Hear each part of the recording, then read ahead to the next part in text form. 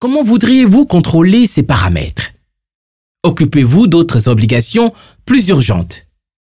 Selon la taille de la structure, entreprise moyenne ou multinationale, le manager a la capacité d'agir sur certains paramètres. Mais au départ, dans le processus de son développement, il ne se concentre pas sur ces faits qui sont hors de sa portée. Continuez donc ainsi. Vous agirez sur ce qui est de votre ressort, à savoir élever votre niveau de leadership, développer votre réseau pour être informé ou diversifier vos contacts de sorte à supporter ou anticiper les changements de votre secteur d'activité. Les émotions du moment passeront. Ce qui demeure, c'est la raison d'être du projet, votre pourquoi. Si vous le connaissez et qu'il a un véritable écho en vous, vous traverserez toutes les situations, positives comme négatives, sans être dévié de votre but. Le moteur de votre pourquoi. La motivation arrimée au motif de votre pourquoi fait automatiquement résonner en vous de puissantes paroles pour avancer. C'est votre dialogue intérieur. L'entreprise dans sa structure est comparable au système que forme un arbre. La graine est le rêve. Le pourquoi, son noyau, la graine est son noyau.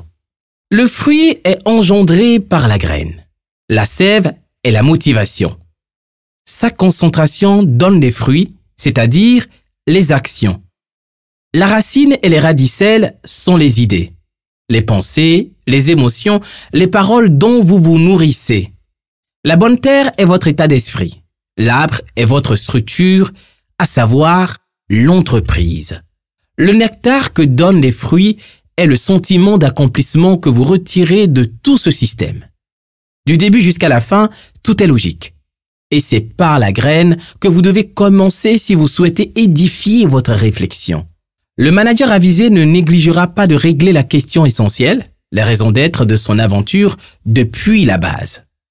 Ainsi, face aux difficultés qui surviendront en cours de route, il ne s'acharnera pas désespérément à inventer des réponses sans interroger les fondamentaux et sans se réajuster aux besoins. Être motivé ne consiste pas à démontrer par la somme des souffrances à quel point on aime son œuvre et de quelle manière on peut se saigner pour elle. Être motivé et le demeurer consiste à déterminer son propre point focal et le garder en ligne de mire en trouvant les astuces à partir des leviers indiqués et qui permettent de rester aligné. C'est la raison pour laquelle la véritable motivation reprend naturellement le dessus sans qu'il soit besoin de fournir d'extraordinaires efforts. 1 minute de silence pour se recentrer et vous vous retrouvez avec vous-même. Elle est toujours là, la raison qui vous fait agir. Les événements tendront juste à vous en éloigner. Ils tenteront de vous convaincre que vous avez le droit de vous plaindre à cause des multiples complications. Et pourtant, un seul geste, un seul rappel à l'ordre de votre intérieur, une seule phrase inspirée de votre pourquoi suffisent à vous faire retrouver la force motrice recherchée. La motivation est une énergie liée au rêve que vous accomplissez et votre pourquoi vous le fait poursuivre dans la gratitude. Les astuces et tactiques de motivation sont des habitudes à entretenir pour rester connecté. Et se connecter, c'est avant tout se rappeler le pourquoi. Le pourquoi, comme moteur déclencheur de l'énergie de la motivation, est plus déterminant que tous les éléments externes car il prend en compte le temps et ce qui est au-delà du temps. C'est avec lui que vous poussez votre regard et votre cœur d'aigle, le symbole des êtres aériens. Gardez donc toujours en vue d'une part le but et d'autre part la raison qui participe à sa réalisation. Une planification claire et précise élimine les zones d'ombre de votre esprit. Dans le doute, l'esprit se retient toujours. C'est naturel, c'est normal. Évitez à votre appareil psychique cet exercice inutile d'avoir à lutter contre lui-même.